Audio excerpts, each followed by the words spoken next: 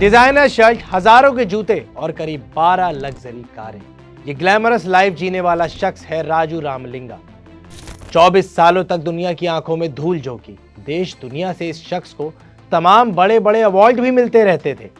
इतना ही नहीं, एक दौर ऐसा भी था जब नौजवान राजू रामलिंगा जैसा बनना चाहते थे।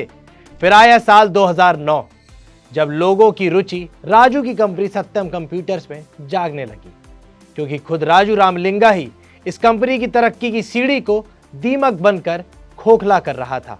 जनवरी 2009 में राजू ने खुद कबूला कि 24 सालों से वो अकाउंटिंग फ्रॉड कर रहा था। ये खबर बाहर आते ही उसकी कंपनी सत्यम कंप्यूटर्स के शेयर 180 रुपए से गिरकर 6.5 रुपए पर आ गए। तो चलिए बताते हैं आपको कि कैसे एक किसान के बेटे ने किया 7,500 करोड़ रुपए का घोटाला। नमस्कार, आप देख रहे हैं पैसा लाइव। मेरा नाम है शुभांश खन्ना। राजू एक किसान के परिवार से आते थे। पढ़ाई पूरी करने के बाद उन्होंने अपने पिता की मदद से रेस्टोरेंट का बिजनेस किया, जो कि फ्लॉप हो गया। लेकिन इतना ही नहीं, इसके बाद उन्होंने टेक्सटाइल और रियल एस्टेट में भी अपनी किस्मत आजमाई, लेकिन हर बार नाव डूब ही गई। फिर आया वक्त 1987 का, जब राजू रामलिंगा ने अपने साले यानी ब्रदर इन लॉ के साथ मिलकर एक कंपनी की शुरुआत करी।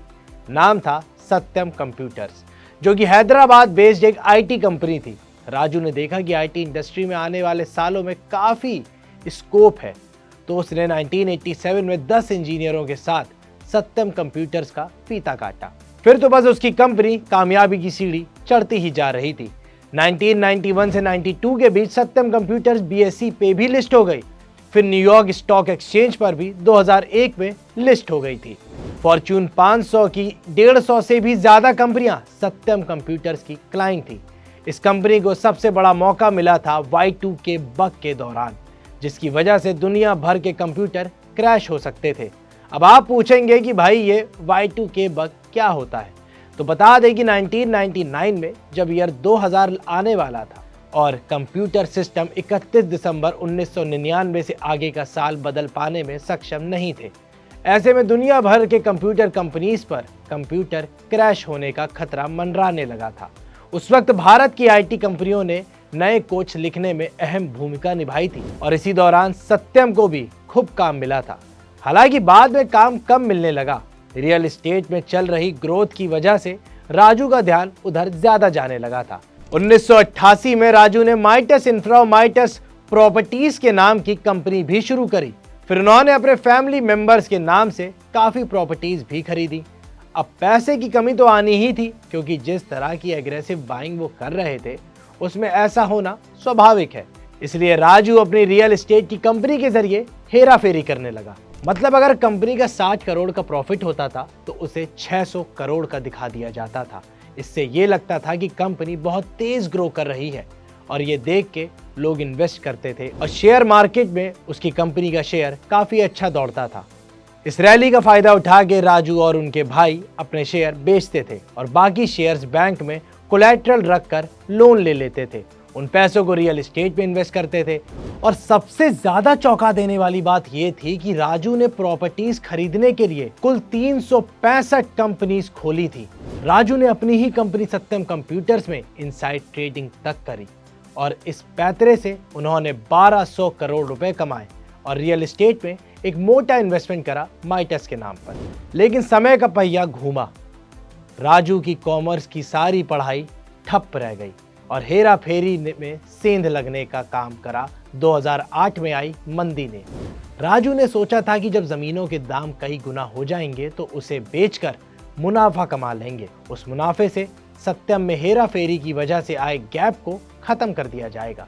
लेकिन 2008 की मंदी ने सारा खेल चौपट कर दिया। प्रॉपर्टी के रेट कौड़ियों के भाव हो गए और इसी के साथ राजू के सपने भी। फिर राजू ने अपनी बुद्धि दौड़ाई, क्योंकि जिस गैप को वो खत्म करने का प्लान कर रहे थे वो तो अब नामुमकिन था, क्योंकि उनकी खरीदी हुई सारी प्रॉपर्टीज के दाम आधे से भी कम हो गए थे।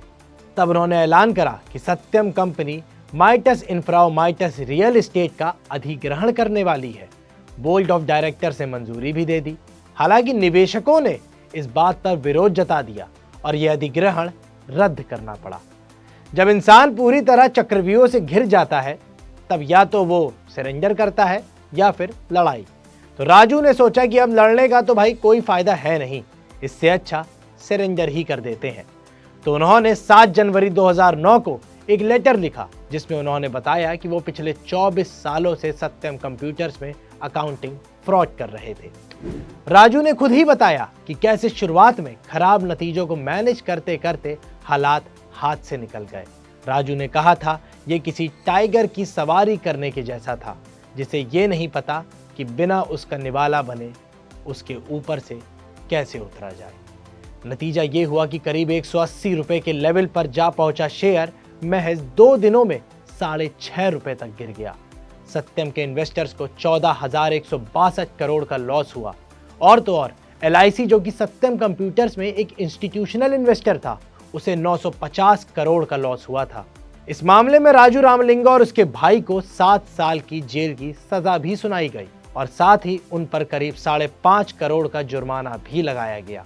उस टाइम सत्यम कंप्यूटर्स देश की टॉप कंपनीज में से एक थी, क्योंकि Y2 के बग के टाइम इंडियन इंजीनियर्स का विश्व को यह बहुत बड़ा कंट्रीब्यूशन था। सरकार ने हस्तक्षेप करके सत्यम को बचाने का भी फैसला कर दिया। सत्यम कंप्यूटर्स की नीलामी करवाई गई। नीलामी में टेक महिंद्रा जीत गई और उसने अप्रैल 2009 में सत्यम कंप्यूटर्स का अधिग्रहण कर लिया। सेंसेक्स और निफ्टी से भी सत्यम को 9 जनवरी 2009 को निकाल दिया गया। इस मामले में कई बड़े सवाल भी उठते हैं कि आखिर ऑडिट फर्म ने ये मामला इतने सालों तक पकड़ा क्यों नहीं। इस ऑडिटिंग फर्म ने सत्यम कंप्यूटर्स का ऑडिट किया था। 10 जनवरी 2018 को auditing firm price water house company यानी PwC पर सेबी ने भारत की किसी भी लिस्टेड कंपनी की ऑडिटिंग करने पर 2 साल का बैन लगा दिया। इसी ऑडिटिंग फर्म ने सत्यम कंप्यूटर्स का भी ऑडिट किया था और उस पर भी आरोप लगा कि उसने कंपनी के साथ मिली भगत की और देश के मासूम इन्वेस्टर्स को ठगा। अब सवाल ये उठता है कि जिन इन्वेस्टर्स के पैसे डूबे उनकी भरपाई कौन करेगा। अगर आपको वीडियो पसंद आया तो लाइक, शेयर और कमेंट करना मत भूलिएगा और ऐसे ही तमाम काम की वीडियोस के लिए पैसा लाइव को सब्सक्राइब करना बिल्कुल मत भूलिएगा।